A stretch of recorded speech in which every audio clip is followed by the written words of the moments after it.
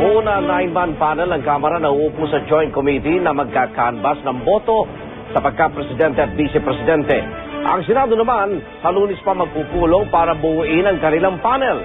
At handa na rin ang mga kompyuter na gagamitin sa canvassing sa batasan. Saksi, si Ruth Cabal. Nagde-testing na ng mga computer sa batasang pambansa na gagamitin para sa canvassing ng Kongreso sa isang linggo. Buo na rin ang 9-man canvassing committee ng Kamara sa pangunguna ni House Speaker Prospero Nograles. We try to rush these things so the country will settle and everybody can move on. Ang Senado naman sa Lunes pa magkukokus para magtalaga ng mga miyembro ng Joint Canvassing Committee. Pero si Senator Miriam Defensor Santiago nag-inhibit ng maging miyembro ng komite. Baka raw mapagdudahan siya dahil tumakbo siya sa ilalim ng 4 na partido noong eleksyon. Martes ang Joint Public Session ng Kongreso. Ia-adapt ang rules ng canvassing at posibleng masimulan na ang aktwal na canvassing ng Joint Committee kung saan bubusisiin nila ang mga Certificate of Canvass para matiyak na tunay at tama ang paghahanda ng mga ito. Sabay na bubuksan ng Senate President at House Speaker ang hard copy ng COC na nasa ballot box at ang electronically transmitted COC sa computer na ito, ang CCS o Consolidation and Canvassing System. Gagamit ng security key dito.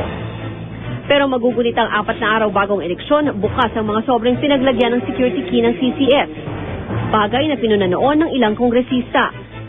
Dahil high-tech na ang botohan, high-tech na rin ang canvassing. Sa projector na ito, makikita ang electronically transmitted certificates of canvass. Pwede rin itong i-switch para ang makita naman ay ang video ng aktwal na nangyayari dito sa plenaryo. Papayagan ng kada kandidato ng 2 watcher at 2 abogado. Pero isang abogado lang ang otorisadong magsalita kung may kwestiyon sa mga COC. Nasa draft rules na rin na sakaling di magkatugba ang hard copy at ang electronically transmitted COC, pwedeng tignan ng Joint Committee ang election returns para malaman ang tamang bilang ng boto. Kunyari, nag-complain ang isang tao, ino-note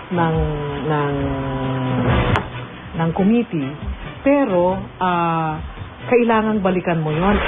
Pag natapos ng mag-canvass, gagawa ng final report ang Joint Committee kasama ng resolusyong magdedeklara ng nanalong presidente at vice-presidente. Pagbobotohan ito sa isang joint public session at pag inaprubahan ng mayorya ng Senado at Kamara, saka na ipoproklama ang President at Vice President-elect. Ako, si Ruth Cabal, ang inyong saksi.